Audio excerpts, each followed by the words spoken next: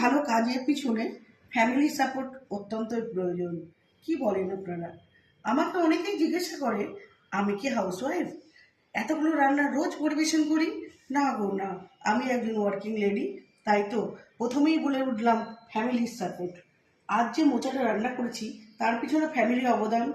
আমার হাবি ex army, সে কেটে দিয়েছে, আমি রান্না করেছি। ছেলে যে তিলের রেসিপিটা দেখছো, সেটা আমার ছেলে হেল্প করেছে। আর তার সাথে আজকে বানালাম কি বলো তো?